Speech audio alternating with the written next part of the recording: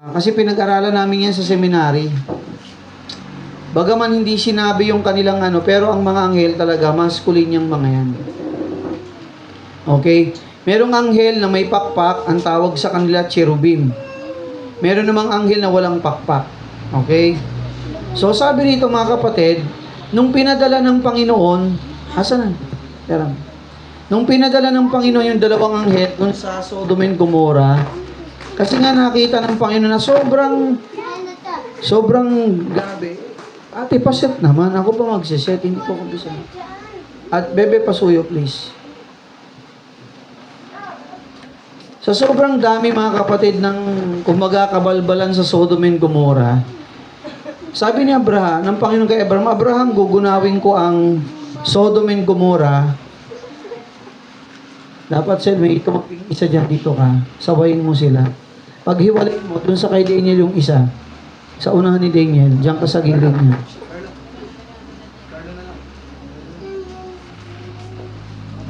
Okay? Tandaan na, walang gate.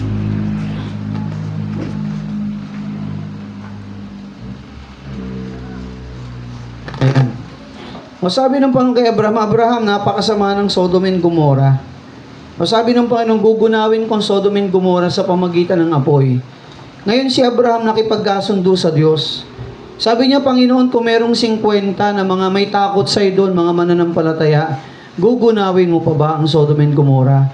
Ang sabi ng Panginoon, dahil sa 50 mananampalataya may takot sa akin, hindi ko gugunawin ang Sodom and Gomorrah.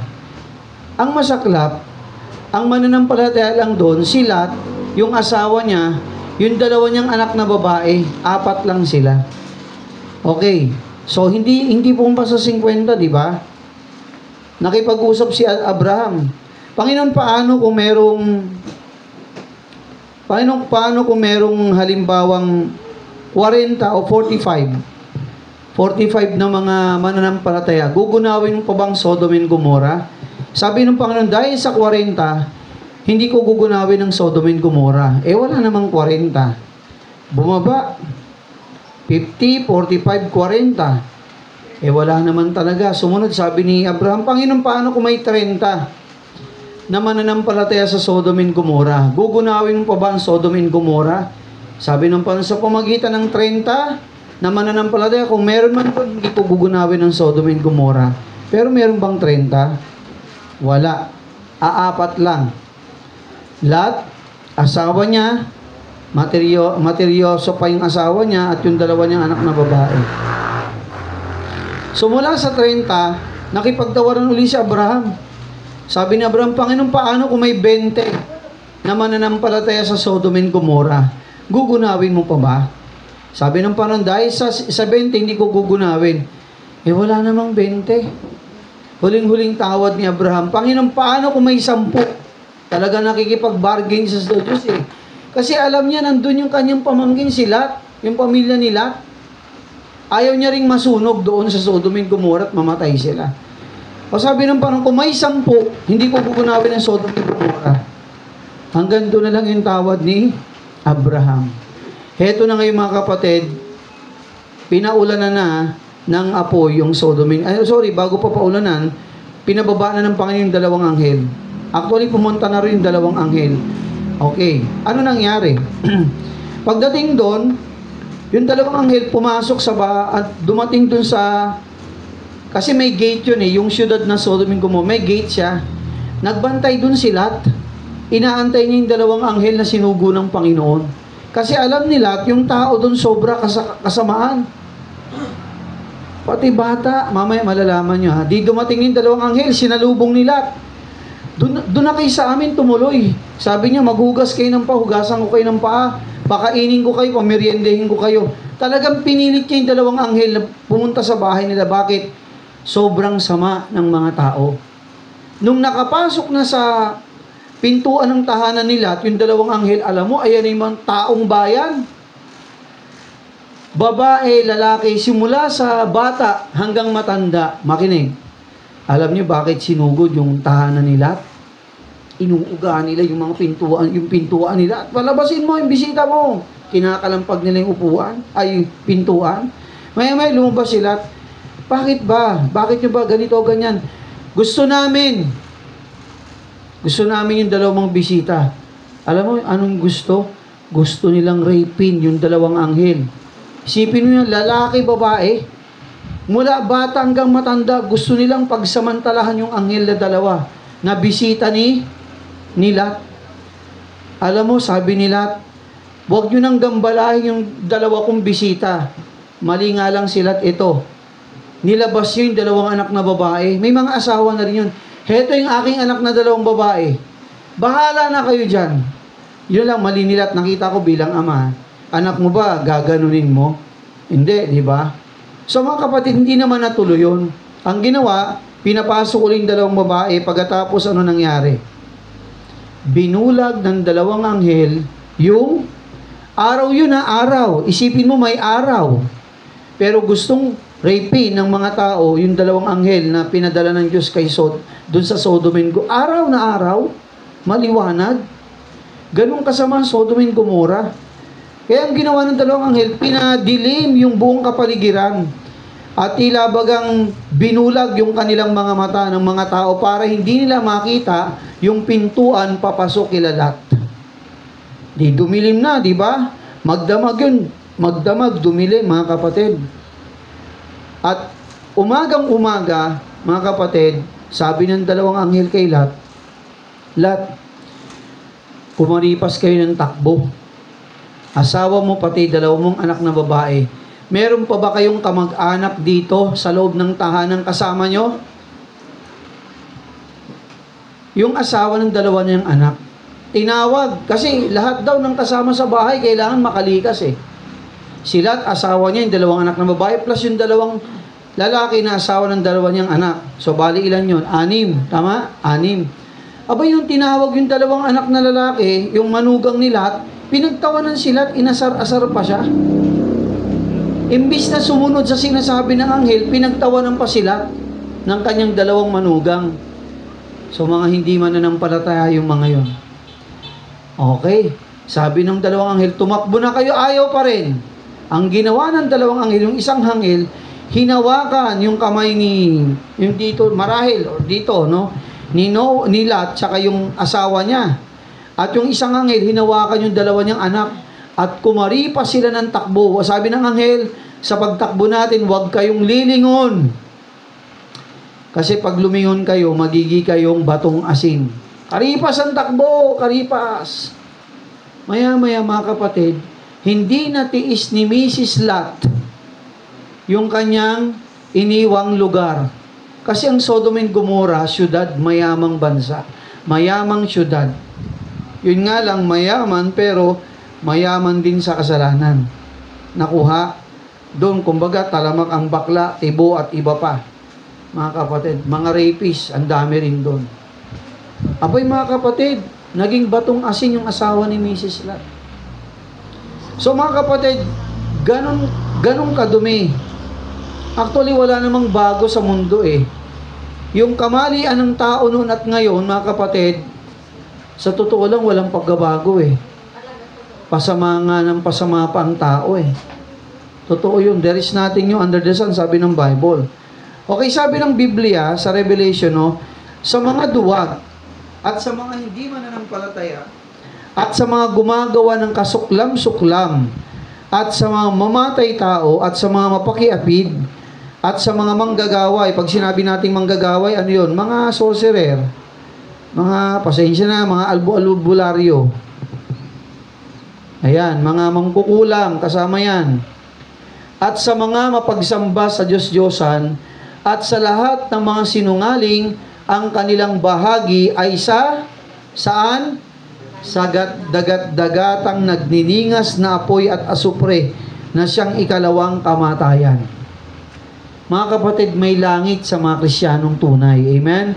Pero may impyerno at may lawa ng apoy sa mga duwag, sa mga hindi mananampalataya, sa mga kasuklam-suklam, sa mga mamatay tao, mga kapatid, sa mga pakiapid, manggagaway, sumasamba sa Diyos-Diyosan at sa lahat ng mga sinungaling.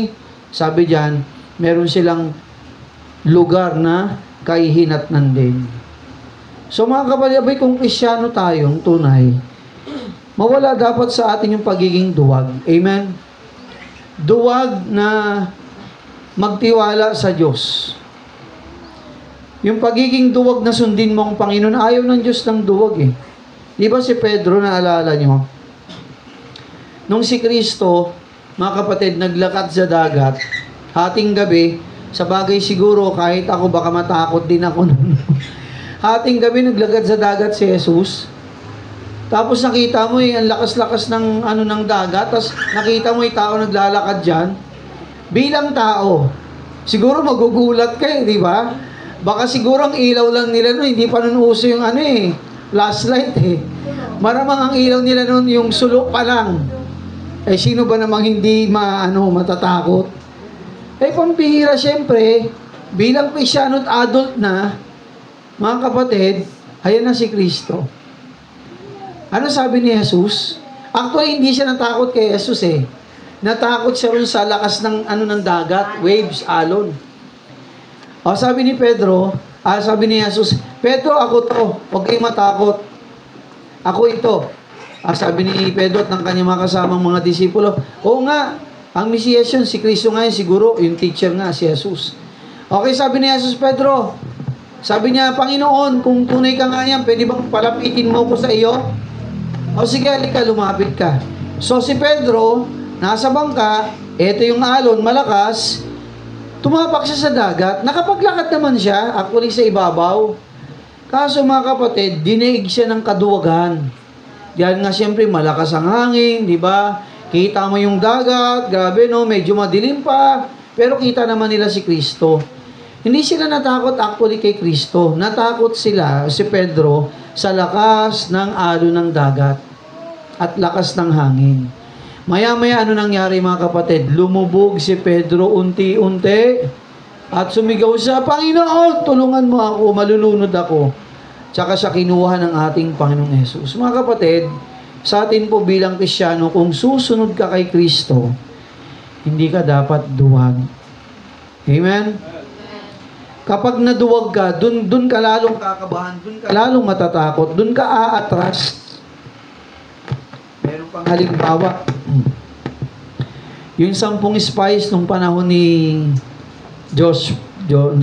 ni Moses. Yung mga spies, ito yung 10 sundalo ito. Ang trabaho nila, mantiktik ng lugar ng kalaban.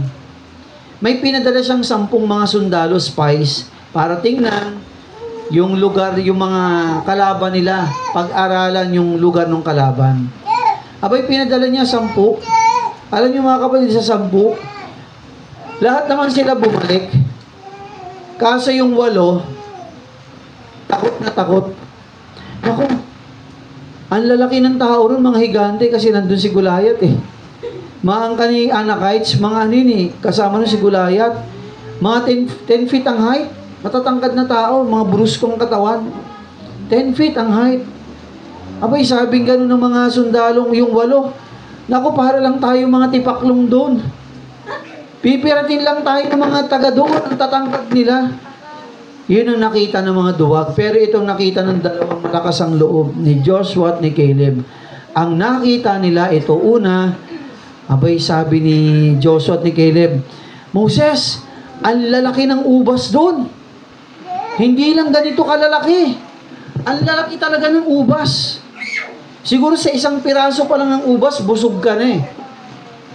Ano pa, nakita nila? Maganda po ang lupa doon. Sabi nila kay Moses, napakataba ng lupa. Bagay sa ating mga sakahan, tupat baka. Ano pa nakita nilang maganda?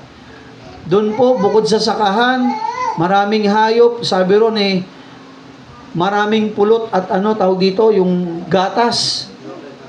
Mga kapatid. So, sabing gano'n ni Joshua, ay nung 8, nako dahil nga doon, wag na tayong pumunta ron. Matatakotin eh. Matatalo lang tayo nila. No, sa larap dito. Yung dalawa, yung sabi ng 8, matatakot sila, matatalo lang tayo nila. Gagawin lang tayo mga alipin at para lang tayong tipaklong. Pero yung dalawa, anong sabi ni Joshua at ni Caleb? Moses, ibibigay sa atin yun ng Panginoon, lusupin natin sila. Mga kapatid, magandang karakter ni Joshua at ni Caleb. Nakuha niyo mga kapatid? So, ayaw ng Diyos sa mga duwag. Ang gusto ng paano pag tayo po'y lumakad sa kalooban niya mga kapatid, tayo po ay maging mga matapang. Sa pagsunod mo sa kalooban ng Diyos, dapat malakas ang loob mo. Amen? Huwag ka magdalawang isip, huwag kang matakot. Kasama natin ang Panginoon. Okay, pangalawang ayaw ng Diyos, ang mga hindi mananampalataya.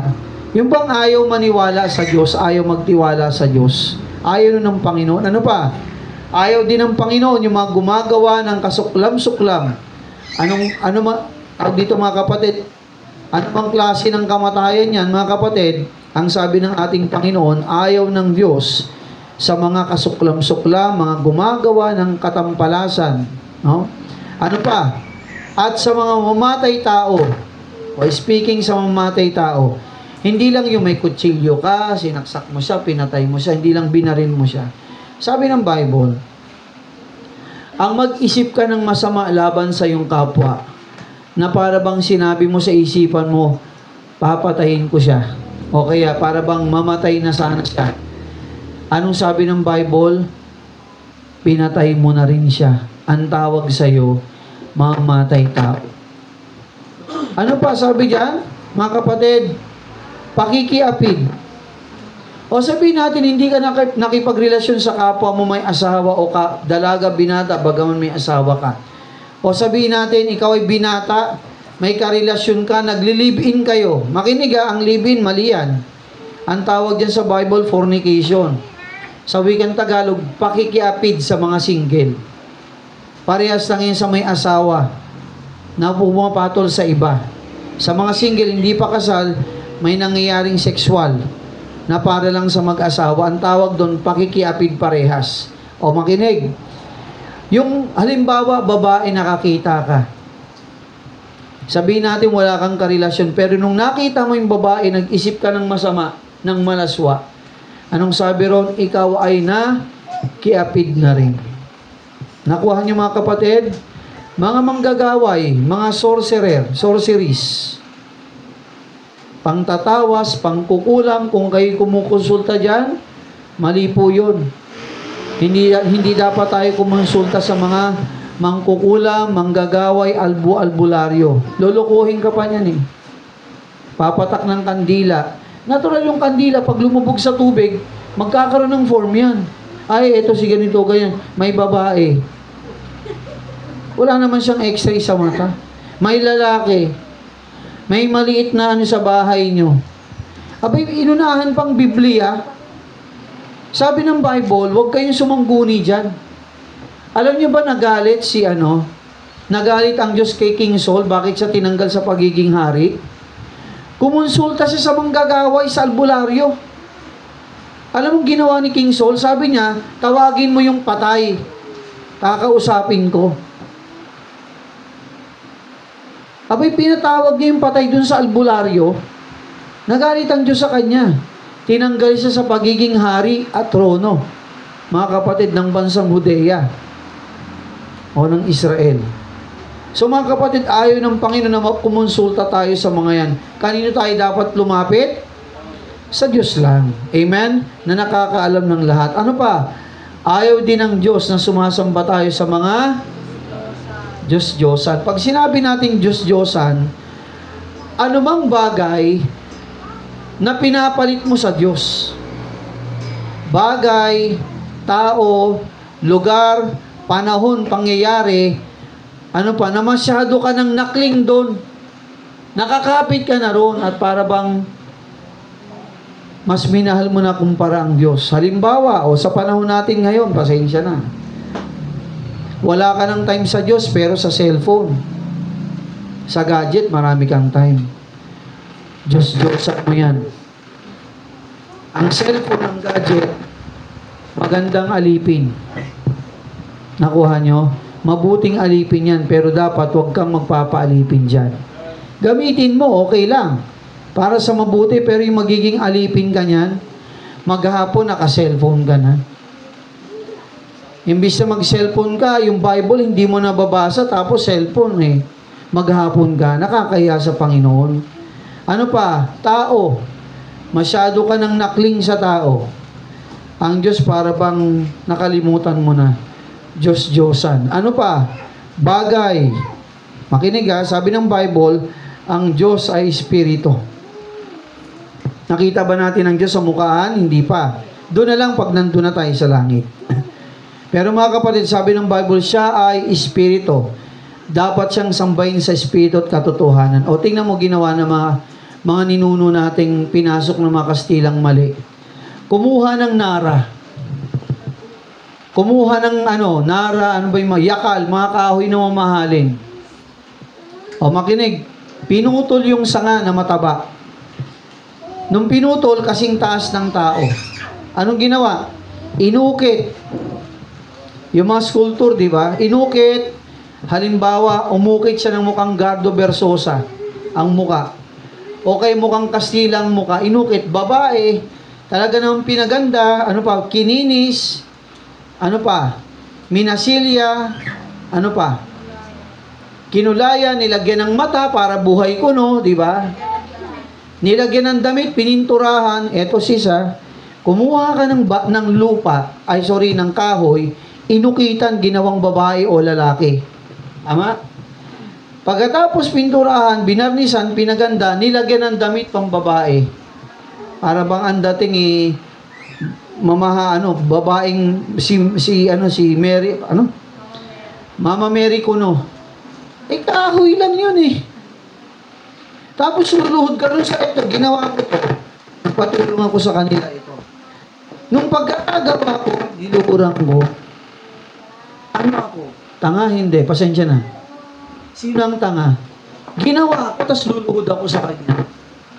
Hello? Ang tawag doon ay idolatry, Diyos-Diyosan din.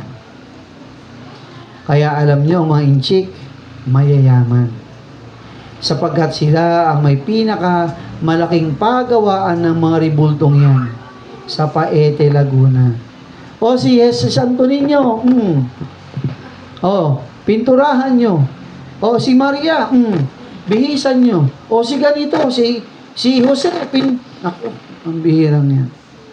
Mga kapatid, Diyos-Diyosan, kung saan tayo pinalaki ng mga Kastilang Romano Katoliko. Mali. Ang sabi ng Diyos, yung gumagawa sa kanila ay sinusumpa ng Diyos. Basahin niyo yung Exodus 20. Tsaka yung Psalms 115. Meron silang mga mata, yung rebulto, hindi nakakakita. May bibig, hindi nakakapagsalita. May kamay, lagi nakaganon. Diba? Tapos, dinidisplay pa sa palengke, yung Santo Niñong Gala. Santo Niño, meron bang ganun? Santo Niñong Gala, naka-basketball pa. Hello? Mga kapatid, listen. Kasuklam-suklam yun sa Diyos. May nakaganon pa nga, Minsan nga, binabasa ko yung mukha ng rebulto eh. Alam mo, nasa isip ko, kunin nyo na lahat. Nakaganon. Nandun pa siya sa gitna ng mga saging na binibenta. Kunin nyo na lahat. At nung mga bata tayo, nasabi ng matatanda, uy, huwag mong galawin yan. Pag natanggal yung globo raw, yung bilog, dun sa Santo Niño ba yun? Nako, magugunaw ang mundo. Tuwan-tuwa naman yung mga Chinese, no? Bumili kayo niya. Minsan may dumaan dito. Dumaan dyan, mama. Bumili na kayo, Diyos. Santo Niño. Diyos. Sabi ko, kuya, saan gawa yan? Diyan dumaan. Para lang maano niya. Sabi ko, kuya, alam mo ba saan gawa yan? Kahoy. Chok. Bato. Sabi ko, kuya, binibenta mo yung Diyos mo. Kung yan ang Diyos mo nga. Nagalit sa akin yung nagbibenta eh. Sabi ko, kuya, mali yan. Kaya alam niyo mga kapatid, sabi nila ang Pilipinas, Christian country, pero number 1 tayo sa corrupt country sa buong mundo. Corrupt country. Makinig, pasalamat tayo sa mga puti, sa mga Amerikano, sa mga French, na pilit na pinasok ang Biblia sa Pilipinas. Alam niyo ba, nung unang panahon, bawal magbasa ng Biblia ang mga Pilipino. Ginagawa tayo ng mga Kastilang Fraile na TANGA, mangmang. O tingnan mo, sino inalipin nila? Tayo. Kaninong lupa to?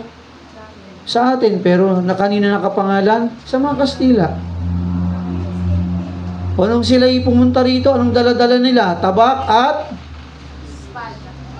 at cross. Tabak, espada naman. Espadahin kita niya.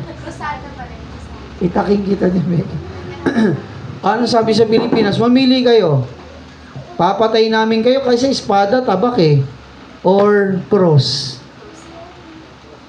Pati sanggol nyo, babautismohan namin. Bibinyagan namin. At Katoliko na kayo lahat. O siyempre sa takot ng iba, ni Raha humabon, sige, huwag nyo lang kami patayin. Pero si Lapu-Lapu, lumaban siya kasi alam niyang mali.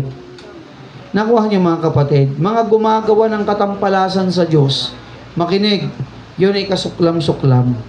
Pagsamba sa Diyos-Diyosan, paggawa nito, pagyukod dito, pagluhod dito, pagdala mo ng pagkain sa mga ribulto, makinig, pagbuhat mo doon, di ba binubuhat o pinuprosesyon? Yung po ay kasuklam-suklam sa harapan ng Diyos. Hindi ko makakalimutan yung experience na yan mga kapatid. Bago ako makakilala kay Kristo, 2 beses nangyari. Hindi ko lang alam yung unang instance kung nangyari ito sa Nueva Ecija. Makinig Hindi ko alam kung training namin yon or what. Basta nare-recall ko lang, pumasok kami sa lumang simbahan, ang haba ng pila, tapos na yung pinipilahan pala namin, yung negrong rebulto, tawag nila Nazareno. Hindi naman negro si Kristo Masyado. Oo, Hudyo siya Hudyo siya. Mga kapatid, tsaka ang ganda-ganda ng katawan ni Kristo, lahi ka ni David. Mga angka ng hari. Sabi mo, pambihirang negro ka. Mga kapatid, listen. Nakapila kami noon. Pili kami. May mga dala pa kaming kandila. Magpapari ako Makinig mga kapatid. Alam mo, nung pangalawa na ako sa pila, ang haba ng pinila ko, ang init. Nung pangalawa na ako sa pila, eto na yung negrong rebulto. Sis, gusto kong dumuwal. Pasensya na. Maduwal-duwal ako rin, hindi ko maintindihan. Ako na. Ang haba ng pinila ko, tapos eto na. Saka pa ako hindi papahid ng gano'n. Hindi ko maintindihan, Brad. Pero magpapari ako nun. Sumunod, punta ako ng Quiapo. Pila na naman kami, parang kasama ko si Kuya Noel. Pila na naman kami. Kandila, hindi ko alam siyang kasama ko nun, basta may kasama ako ng isang kapatid ko. Kandila, pila na naman kami sa Negrong Nazareno para pumahid ng panyo.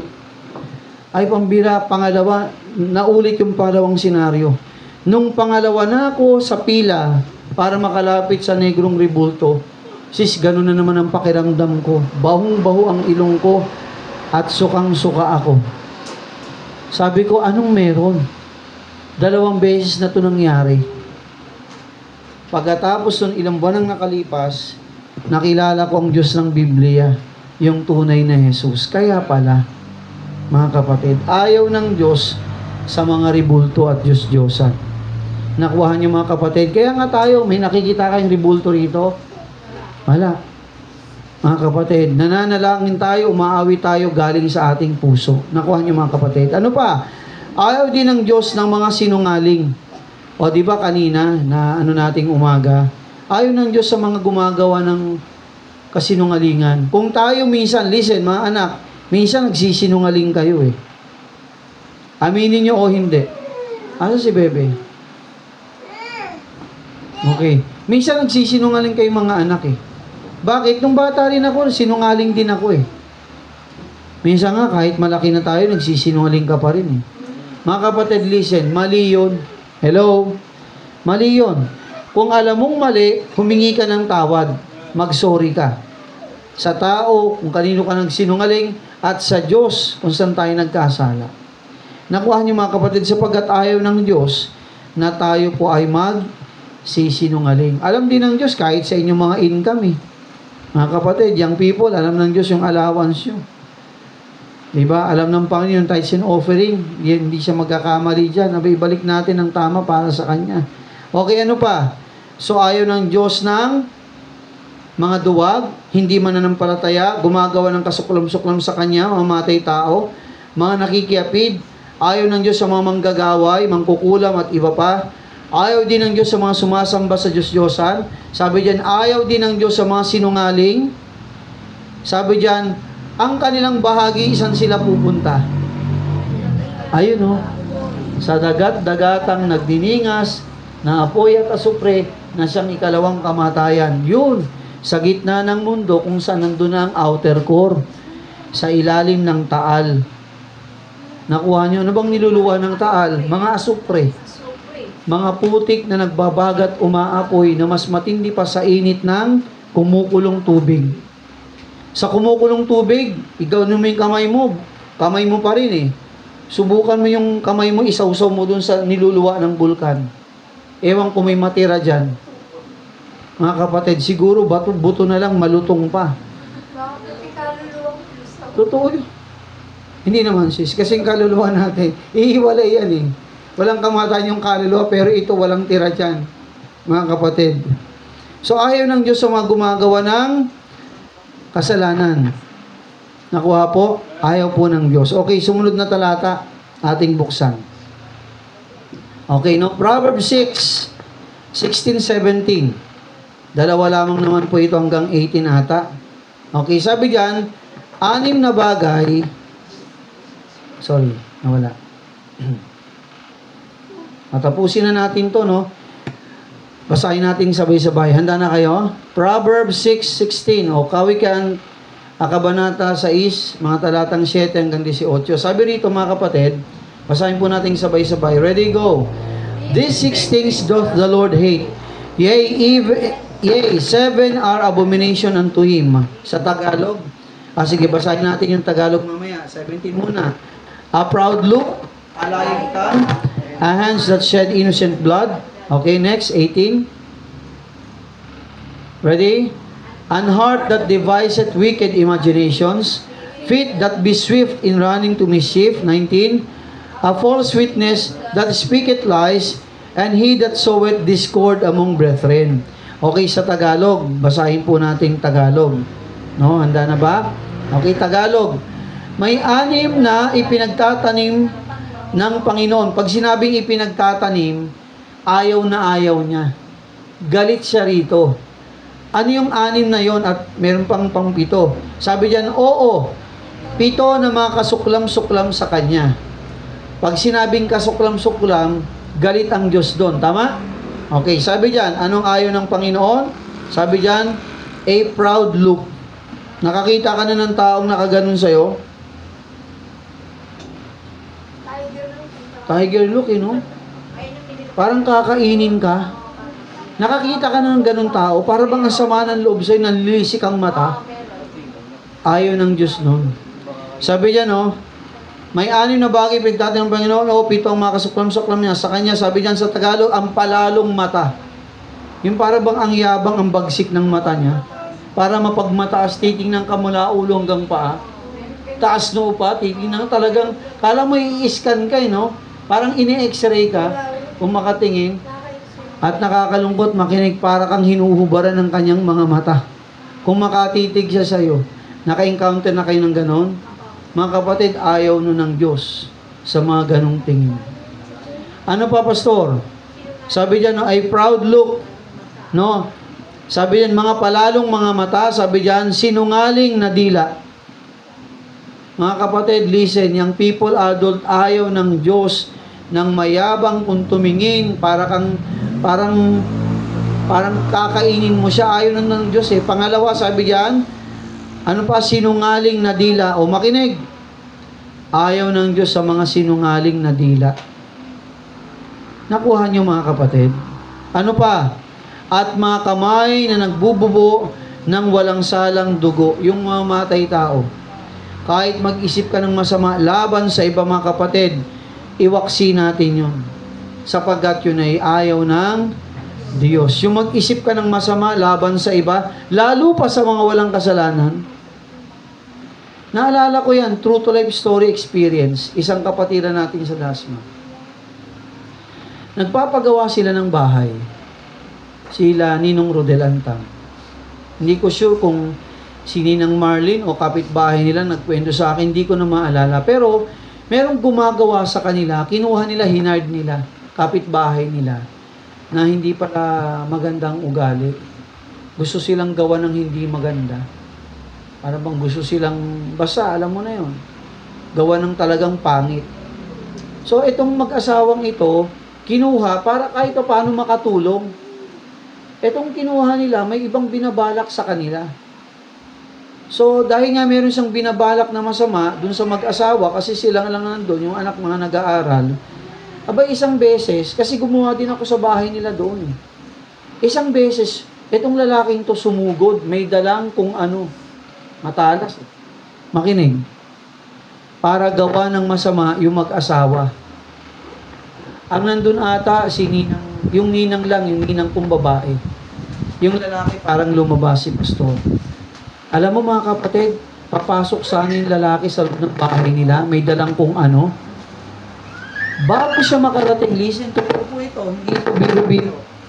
Bago siya makarating mga kapatid, tanaw niya yung pintuan pa lang, di ba, gate pa lang, kasi 3 palapag yun eh. Ako lahat ang gumawa ng ano, yung welding nila, gate at binta, ako lahat ang gumawa. Katuwang ko ata nun si Nelson Bunso. Pagdating niya sa bahay, bago siya makarating dun sa tarangkahan ng bahay, mga kapatid, nakakita siya ng 2 mama. Lalaking tao. 6-footer ang height, ang lalaki ng katawan. Sa madaling salita, mga kapatid, na ano siya ngayon? Kasi nandun sa gate nila, parang nakabantay, 2 mamang lalaki ng tao. Lalaking tao, mga kapatid. Tsaka sa kami ng mga kapitbahay, hindi namin kilala yung mga mamang yun. Walang nakakakilala dun sa 2 mama. Kahit itong kapitbahay nila na masama ang pagtingin sa kanila, di ba lumusob siya? Hindi na rin kilala yung 2 mama, mga kapatid. Walang nakakakilala dun sa 2 tao, mga kapatid, na tumambay dun sa tarangkahan ng kanilang bahay. 2 mama na ang lalaki ng katawan, ang lalaki ng tao, at walang nakakakilala dun sa 2 mama. Sino ang nandun? Yung asawang babae. Yung papasok, gusto silang paslangin. Ano yun, pastor? Anghel yun, mga kapatid. Meron pa. Yung sa Jessica Soho ba yun? Merong isang kabataang babae. Tama ba kabataang babae yun, mga kapatid? Isang kabataang babae, dumalo ata ng prayer meeting. Yung lugar nila medyo alanganin yung lugar nila eh. So, madilim yung lugar. So, itong kabataang babae ito, dumalo ng prayer meeting, may dala pa siyang Biblia, may Bible pang dala. Parang Kristyano yung batang babae. So, habang naglalakad siya, hindi niya alam, may nakabak na rin sa kanto ng mga, siguro, mga rapist, madaling salita. Gusto siyang gawa ng hindi maganda. Alam niyo mga kapatid, nung malapit na yung babae, di lumabas sa simbahan, naglakad-lakad na, madilim eh. Yung lalakaran niya eh. Meron 2 mama, kaliwa kanan, ang lalaking tao rin, kasabay ng bata na babae. Mga brusko rin ang katawan. Nasa kaliwa, nasa kanan. Ngayon itong nagtatangka, parang 3 yung masama, yung nag-iisip ng masamang loob dun sa batang babae. Mga kapatid, nagulat sila. Yung batang babae, nakakala nila mag-isa lang, may kasamang malalaking mamang 2, kaliwa at kanan. Dahil doon mga kapatid, naudlot yung kanilang binabalak na masama sa dalagang bata. Dalagang babae. Mga kapatid, listen. No? Ayaw ng Diyos sa mga taong yun. Sa mga gumagawa ng tatampalasan, lalo pa sa mga mamatay tao. Ano pa? Mga palalong mga mata, mga sinungaling na dila, at mga kamay na nagbubuo ng walang salang dugo. Isipin mo walang sala, tapos sasaktan mo. Mga kapatid. Okay, 18. Sabi diyan, ano pang ayaw ng Panginoon? An heart that deviseth wicked imaginations. Puso na kumakatha ng mga masamang akala. Yung nag-iisip ka ng masama laban sa kapwa mo, nang ininala ka ng masama, wala namang ginagawang mali o masama. Ano pa? Mga paa na matulin sa pagtakbo sa kasamaan. May mga taong ganun eh.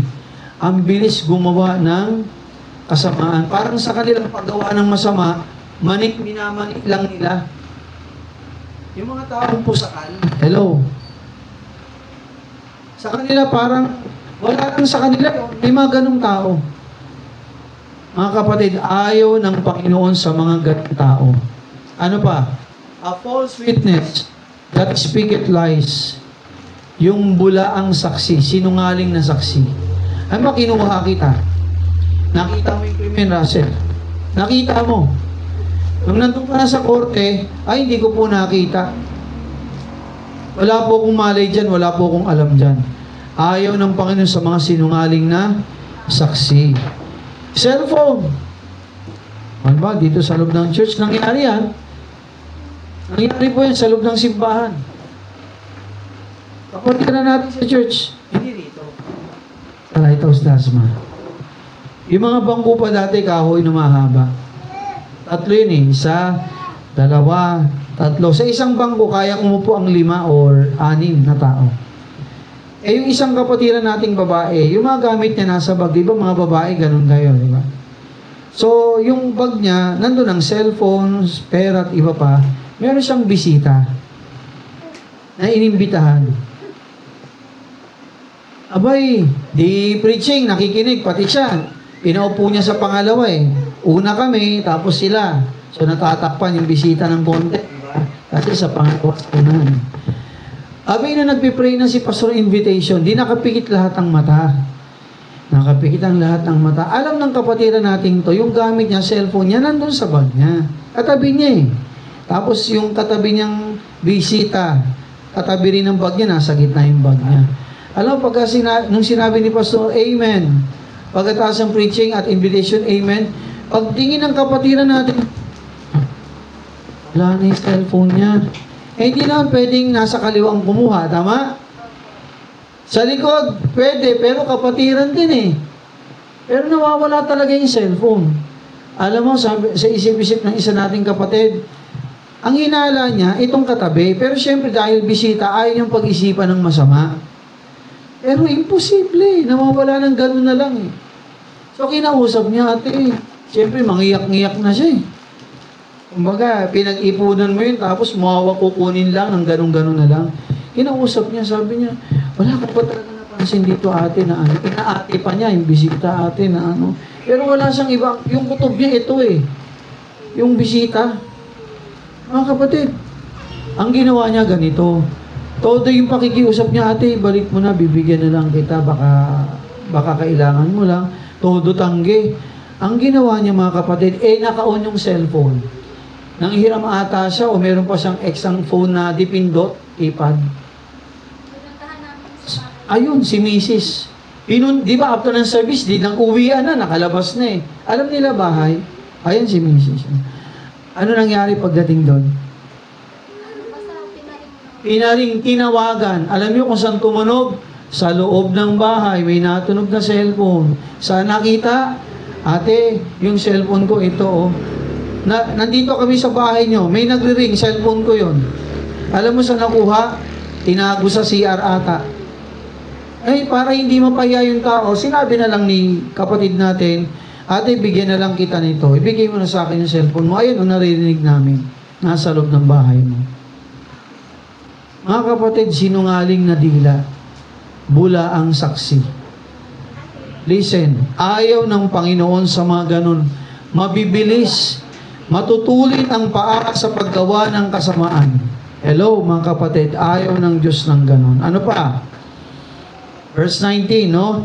Sinungaling na saksi na nagsasalita ng kabulaanan at sabi nito, at nag-aasik ng pagtatalo sa gitna ng magkakapatid. Mga kapatid, ayaw ng Panginoon ng mga bagay na yun ay sala. Amen? Na hindi dapat natin ginagawa at ginagaya. Tandaan mga kapatid, ikaw na tao, natutuwa ka ba sa tao? Kuhanan ka ng cellphone ng gamit mo, matutuwa ka. Yung damit mo, salamin mo, nakawin, matutuwa ka. Sa palagay niyo natutuwa ang Diyos sa gumagawa ng masama? Hindi. Sabi niya nga, muhi ako sa mga gumagawa ng masama. Lalo pa yung pang-7. Yung naghahati-hati ng mga magkakapatid, yung bang nanggugulo sa kalagitnaan, pinag-aaway niya yung dalawang magkakapatid, imbis na gumitna siya para ayusin, pinagkakagulo pa niya. Hello? Ayaw ng Panginoon ng ganon. Namumuhi ang Diyos sa mga ganon. Nakuha niyo mga kapatid. Kaya tayo bilang Kristiyano mga kapatid, nawa ang kasalanan, huwag nating bigyan ng puwang sa ating buhay. Amen? Gusto ba natin maging maayos ang ating buhay? O makinig, kayo mo po kasi mapagkakamalang kayo natutulog. Ayoko nang bintangan kayo natutulog kayo. Pero mukhang natutulog kayo. No? Kasi yung mga mata nyo napumula. Mga kapatid, listen. Ayaw ng Panginoon ng mga yun. Abay, kung gusto nating pagpalain tayo ng Diyos, lumayo tayo sa gawang masama. Nakuha po, layuan natin ang mga bagay-bagay na kinamumuhian ng Diyos. Mamuhay tayo sa kalinisan. Mamuhay tayo sa kabanalan. Tandaan natin to, tinawag tayo ng Diyos sa kabanalan, hindi sa kasalanan at hindi sa karumihan. Totoo galing tayo sa buhay na masama. Amen? Totoo galing tayo sa putikan ng kasalanan. Pero ngayong na kay Kristo ka na, tinawag ka niya para umalis na roon. Amen? Tinawag ka na niya para mamuhay tayo ng malinis, may kabanalan, sumusunod, tumatalima sa mga kalooban ng Diyos sa ating mga buhay. Mga kapatid, tandaan natin to. Kung ang Diyos ay nagagalit sa gumagawa ng masasama, tandaan mo ito, nagbibigay naman siya ng gantimpala sa mga namumuhay sa katuwiran at kabanalan. Mga kapatid, nagbibigay siya ng gantimpala sa mga anak niyang masunurin. Nakuha po. Abay, mamili tayo. Anong gusto mo? Patuloy ka sa kasalanan? O gawin mo yung kalooban ng Diyos sa buhay mo, sumunod ka sa Kanya? Anong pipiliin nyo rin sa dalawa? Ay, doon na ako sumusunod sa Panginoon. Amen? Kasi pag hindi ka sumunod pa, ay papaluin ka talaga ng Diyos. Ito pa. Kasi pag hindi sa atin nakikita ang buhay na kabanalan, makinig po, baka hindi ka talaga ligtas. Diba sabi ron, sa huling panahon, may mga tatawag kay Jesus, Panginoon, Panginoon, Panginoon. Sinabi pa ng iba, sa iyong pangalan nagpagaling kami. Anong sinabi ni Jesus? Hindi ko kayo mga kilala. Akatakot yun, di ba? Humanap sa pag-hukom ng Panginoon at nagmalaki, Panginoon, sa iyong pangalan nagpapagaling kami. Gamit namin ang pangalan mo, Jesus, kilala ka namin. Pero sabi ni Jesus, umalis kayo sa harapan ko, itapon sila sa dagat-dagatang apoy. Hindi ko kayo kilala. Nakakatakot yun mga kapatid. Akala mo ligtas ka. Listen, akala mo Kristiyano ka. Akala mo natubos ka. Pero bandang dulo, hindi ka pala ligtas. Abay, nakakatakot yun mga kapatid. Abay, kung tunay ka namang ligtas, ayusin natin ang ating lakad sa mundong ito. Amen? Sumunod tayo at lumakad tayo sa katuwiran at kabanalan. Pastor, ang hirap eh. Hindi ganun kadali. Makinig ha, hindi ganun kadali. Pero sabi ni Jesus, mga kapatid, ang sino mang susunod sa akin, pasanin niya ang kanyang cross araw-araw at sila'y sumunod sa akin. Hindi ganun kadali, disiplinahin ang sarili mo. Nakuha mga kapatid, kung may didisiplinahin tayo mahirap, sino? Sarili natin. Pero ang nais lang pa ng mga kapatid, sundin natin siya. Sapagkat sa pagsunod may pagpapala. Okay? So tayo pong lahat ay tumayo at manalangin. Aming Diyos, dakilang Ama, purihin ka Panginoon sa araw ito. O aming Panginoon, aming Diyos na banal at dakila. Maraming salamat po sa iyong mga salita, sa mga paalala mo sa amin. Na bilang mga Kristiyano, kami po ay tinawag mo sa kabanalan, katwiran. At huwag po kaming mamuhay sa makasalanang buhay, sa maruming buhay. Bagkus kami lumakad ayon sa iyong banal na mga kalooban. O Panginoon, siya sa atin yung nga po ang aming mga puso, ang aming mga isipan. Lumakad kami, Panginoon, o piliin po namin lumakad kami sa iyong mga salita, sa iyong mga katuwiran, sa iyong kabanalan, Panginoon. Kamuhian namin ang kasalanan o anumang uri o anyo ng mga kasalanan na pwedeng pabigat sa amin upang hindi kami sumunod ng maayos sa iyo. O Lord, dalangin ko, kayo po mag-ayos ng aming mga buhay. At dalangin ko, Panginoon, sa mga oras na ito, kausapin niyo, Panginoon, ang bawat isa. Dalangin ko, Panginoon, pagpalain niyo po ang bawat isa sa amin at purihin ka. Habang nakayukot nakapikit, pikit lang po tayo, at habang nakayukot nakapikit ang bawat isa. Kung malinaw sa iyo ang mensahe, mga kapatid, usapin mo ang Panginoon. At sabihin natin sa Panginoon, Lord, tulungan mo ako mamuhay, piliin kong mamuhay sa kalinisan, sa kabanalan, piliin kong mamuhay ako, Panginoon, na sumusunod sa iyong mga kalooban, sapagkat ako'y anak mo, isang Kristiyano, inibig mo, at nais mo, Panginoon, ako'y lumakad sa iyong katwiran at katotohanan. Okay, habang nakayukot nakapikit, maaari kang manalangin sa Panginoon at ayusin natin ang ating mga pasya sa ating buhay. Kausapin natin ang Panginoon sa oras na ito at sabihin mo sa Kanya, Panginoon, dalangin ko na tulungan mo ako. Tulungan mo ako, Panginoon, na lumakad ayon sa iyong kabanalan. Tulungan mo ako, Panginoon, na lumakad ayon sa iyong katwiran. So sa saliw ng awit na ito o tugtog ng pianong ito, manalangin tayo sa Panginoon. At hilingin natin sa Panginoon, Panginoon, tulungan mo kaming lumakad sa iyong katwiran at sa iyong kabanalan.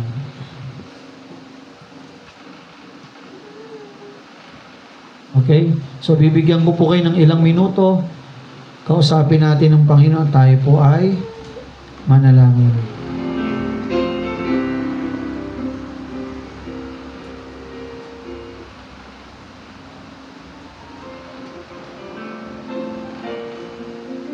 Hindi po, manalangin tayo.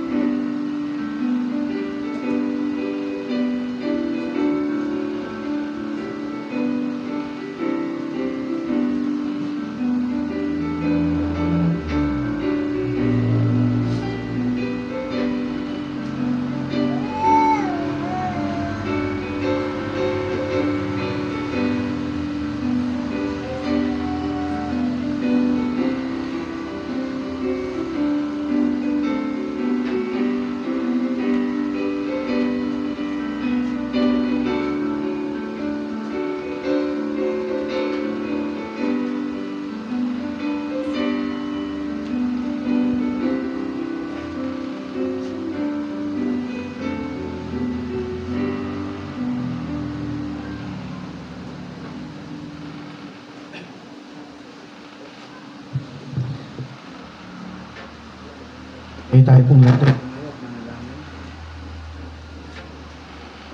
Aming Ama, Diyos naming banal, maraming salamat po sa oras na ito, sa iyong mga salita na nahayag. Salamat po ang sapagkat kami po'y tinawag mo sa kabanalan, katwiran, sa liwanag. Ayaw niyo, Panginoon, na kami lumalakad patuloy sa kasalanan. Dapat po namin itong kamuhian sapagkat pinatawad mo na kami, Panginoong Yesus. Huwag naming hayaan na kami patuloy pong mamuhay sa kasalanan, laman, sa mga sarili naming gusto, sa pagiging sinungaling na dila, pagiging palalo't mayabang. Ayaw niyong kami patuloy pong magsumamba sa Diyos-Diyosan. Ayaw niyo, Panginoon, patuloy kami lumakad sa karumihan. Sapagkat ayaw niyo, Panginoon, na para bang masayang Jesus, ang banal mong dugo na nabuo sa krus ng Kalbaryo, sapagkat minsan mo na kaming tinubos at pinatawad. O Diyos, at ilagay mo kami sa liwanag. Panginoon, tulungan niyo nga po kami lumakad sa kabanalan at sa iyong katwiran. Purihin ka, Panginoon, sa lahat-lahat ng kabutihan sa amin. Sa inyo po namin ang mabinabalik ang lahat ng papuri, parangal at pagsamba. Pagpalain niyo po ang aking pamilya, ang aking buhay, ang aking pamilya, ang iyong simbahan dito po sa lugar ng Tagaytay. Nawa ang bawat miyembro, bawat kapatiran, adult man at Kristiyano, o adult man at mga kabataan, piliin po namin mamuhay kami sa kabanalan. Guardiyahan po namin, O Diyos, ang aming mga sarili. Ingatan po namin, O Diyos, ang iyong mga patutuo. At makita sa amin, O Diyos, ang liwanag, O Jesus, Ikaw ang makita sa aming buhay. Tulungan mo kami, Panginoon. At mas piliin po namin na lumakad kami sa kabanalan at katwiran. Pagpalaan niyo pong bawat isa, nawa itong mga salita mo, Diyos, ay kumintar sa aming puso't isipan at amin itong lakaran sa aming buhay araw-araw. Kayo po magbago ng buhay ng iyong mga anak, Panginoon. Maging magdako ng mga kaluluwa sa iyong simbahan. Madagdag sila, Panginoon. Kayo po mag-ayos ng aming mga buhay. Purihin kang mulit kami pagpalain sa ngalan ni Jesus. Amen. Amen. So mga kapatid, no, alam ko tayo pong lahat ay pinagpala.